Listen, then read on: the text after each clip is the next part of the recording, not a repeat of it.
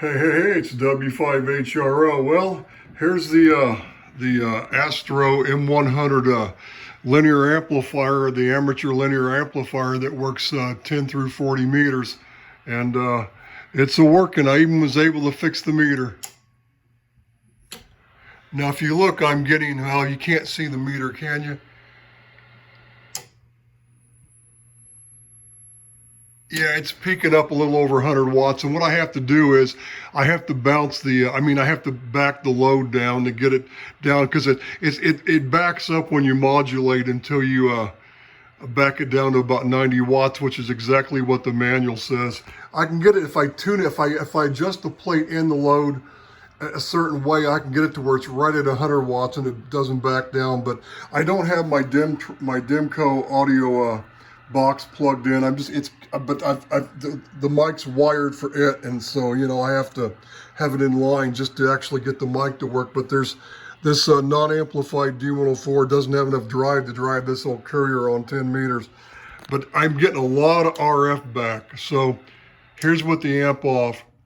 See, right there is about 2,900 megahertz. And then when I turn the amp on, look what happens. It bounces around, and you know why that is? It's throwing RF back on the counter from the coax, because the output of the counter is going to the input to the amplifier. So I'm working on that Dentron CM1 Pi Network input tuner that covers 10 through 160.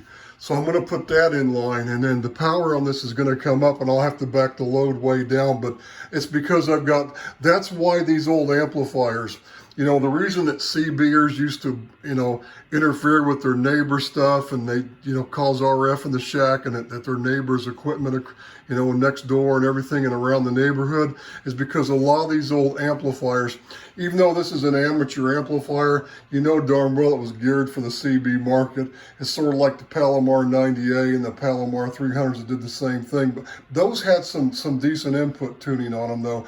But the majority of them, like this one, didn't. So what happens is when you're talking, it throws RF back in your station, which is what messes up your equipment and your neighbors and stuff. So that's why I'm going to put the Dentron box in line, because this is a 10 through 40 amp, right? 10 through 40 meters. So they just left the input broadbanded. One thing I don't like, though, what they did, look at this. From the relay, see that white wire down there that's coming off that board, that's going down there where that choke is? That's the coax input. Instead of using coax, they used one solid wire. I was debating on whether I should change that over to coax cable or not, but I'm like, well, it would probably help, and I can't believe they did that, but that's what they did. So that just makes the input tuning even more erratic, more more broad and more mismatch. So I know I may, but when I put the cover on this thing and put the Dimtron a matching box on that input, it'll probably solve the problem anyway, and I won't have to. I know it will.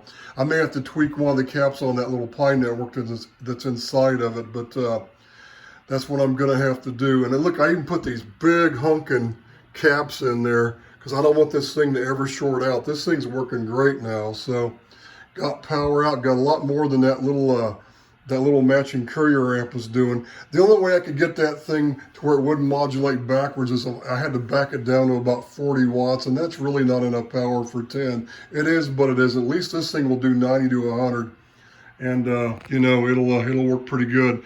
Now I was able to fix that meter. That was pretty easy, and I glued those terminals in there, and they're solid now. I just went down to the hardware store and I got some of this old Testor's glue. I was thinking about this. Remember back in the 60s? Because we used to build, model cars and planes and, tanks and stuff, military models, and then race car models and stuff, and all kinds of neat toys like that. That's back during the Apollo space program, too. We used to build, I had an Apollo 10 rocket that I built using this kind of glue. But remember in the 60s when they came out with that orange flavor, not flavored kind, but the one that you'd sniff it and it'd smell like orange, and then people started sniffing it like crazy and they were getting high, and a lot of people died from it. I had a flashback to when I remember when that orange came out and I started smelling like, whoa, all my friends around the neighborhood were like, boy, that stuff smells good. But I think one of the guys that I actually knew, one of his brothers, I think OD'd, and he died from doing that, you know, a few years later, from what I heard. But I remember when that orange smell and stuff came out, and I don't know whether they did that because mothers were complaining when their sons were building models that they didn't like the smell in the house, so they thought, let's make it orange scented, or maybe they made it smell like oranges so people would sniff it and get high off of it so they could sell more. I wouldn't put it past them, you know, but I just had a flashback on that. If anybody remembers that, that was back in the 60s when that happened.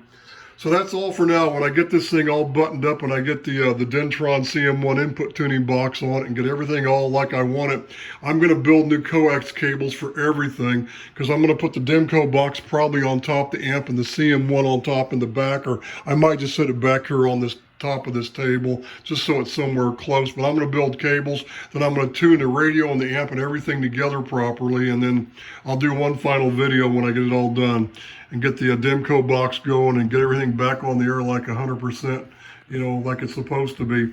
Oh, and I haven't put this thing was coming off when I got it, this thing. And I think what they did was when they sold them the Firebird and the Astro, they would just put whatever this plate on the bottom, and I'm just gonna glue that on later tonight. I hadn't done that yet, but I took it off. I scraped all the stuff off so it'll fit on there flush, because it was coming off on one end. So I thought, let me just put it back on there, then it'll be permanent. So it goes right there on the bottom. So that's all for now. 73, as this is W5HRO.